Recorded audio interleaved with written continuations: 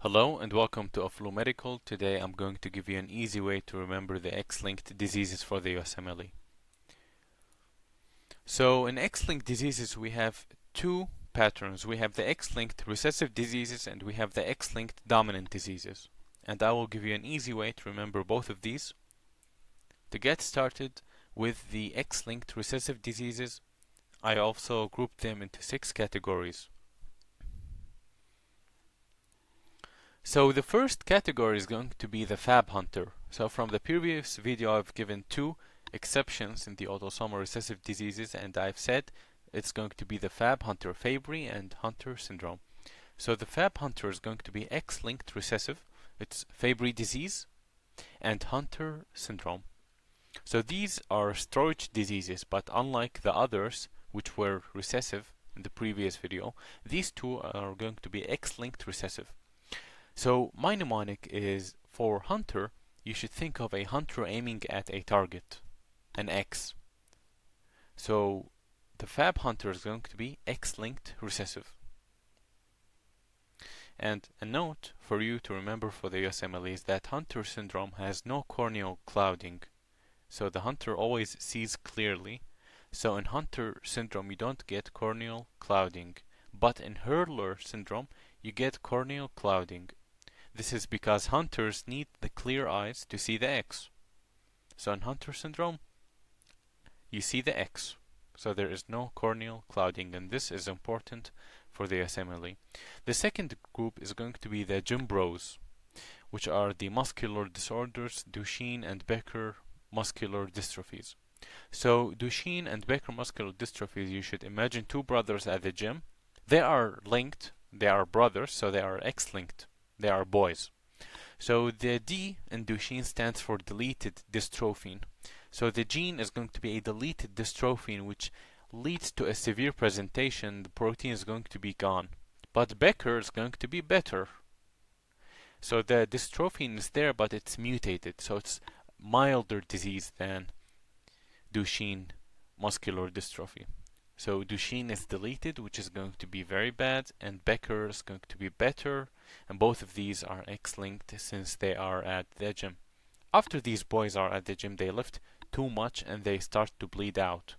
So these are going to be the bleeding boys. The bleeding boys is hemophilia A and B. Hemophilia A is sometimes also called factor 8 deficiency, and hemophilia B is sometimes called factor 9 deficiency. And for hemophilia, it passes through mothers to their sons. So A and B are both X-linked. And Wiskott-Aldrich syndrome, how you can remember this is by the mnemonic water.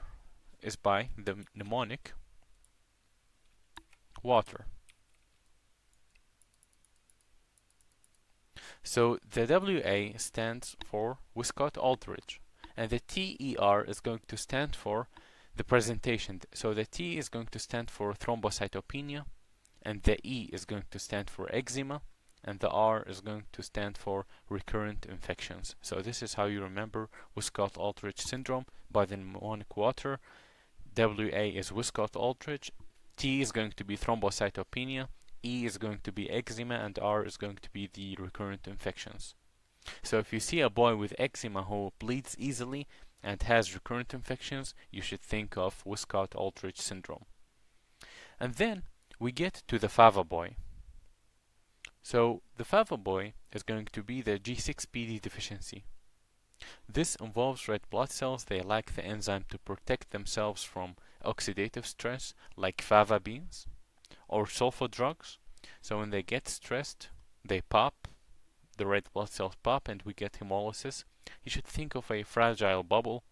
So G6PD or glucose, glucose is sugar and sugar melts in water. So sugar is fragile and G6PD is also going to be fragile cells that explode. This is the Fava boy. And then we get the targeted boy, which is going to be the immunodeficiency, Bruton agammaglobulinemia, also called X-linked agammaglobulinemia. So you should look at the name. Bruton, from the letter B, Okay, it affects B cells and it happens in boys. This is X-linked recessive. So there is a block in B cell maturation in the BTK gene. Okay, there's going to be a block in the BTK gene, and there's going to be no antibodies, and you'll get a presentation of a infant at the age of 6 months who runs out of their mom's antibodies and they get recurrent infections. And we have ocular albinism. For this is dangerous. Why? You should be careful here. It's dangerous for the USMLE. Why? Because oculocutaneous, which was the eyes and the skin, was autosomal recessive. We discussed that in the previous video. But here, if it's only the eyes, ocular, just the eyes, is going to be X-linked. So the X is hidden in the eyes. So that's going to be X-linked. Then the boys who were lifting at the gym bros, and they lifted too much and they bled out and they become the favorite boys, and then they were targeted because they were the favorite boys. Now they fell into the trap, and I call it the metabolic trap. And the metabolic trap has two diseases, which is going to be, first off, is ornithine transcarbamylase deficiency, OTC deficiency. This is a part of the urea cycle. Most urea cycle defects are recessive, but this one, the OTC, is going to be the only one that is X-linked. OTC is the only one. The OTC is the only one that is X-linked. So OTC could also stand for only this chromosome is X-linked. Only this chromosome is X-linked. And Lesch-Nyhan syndrome is going to involve uric acid buildup, which comes from HGPRT deficiency. And the classic sign is self-mutilation, such as a boy biting his fingers and his lips. You should think of Lesch, the letter L, and the letter N. Lesch-Nyhan. L, lips and nails. Okay, the L, lips, and the N is going to stand for nails. So Lesch-Nyhan, lips and nails. So they bite the lips and the nails. So this is the mnemonic for the X-linked recessive diseases, and this is how I remember these. Now we will move on to the X-linked dominant diseases, and they are not a lot, but they are important. They are very important. Before I get to the mnemonic, you need to know the pedigree clue. So in X-linked dominant, if the father has it, he gives the X to all his daughters. So 100% of the daughters will be sick, okay, and 0% of the sons will be sick because they get the Y chromosome. The X is going to come from their mom. So you should just remember that 100% of the daughters are going to be affected and 0% of the sons are going to be affected because they get the Y chromosome from their father. So if you see a pedigree where a sick dad has a healthy daughter, it's not going to be X-linked dominant. Now for the mnemonic, I'm going to imagine this quote, and you should also imagine it in your head.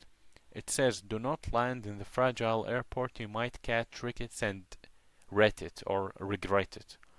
So do not land in the fragile airport. Fragile stands for Fragile X syndrome, which is going to be the leading cause of inherited intellectual disability. You should think of a male presenting with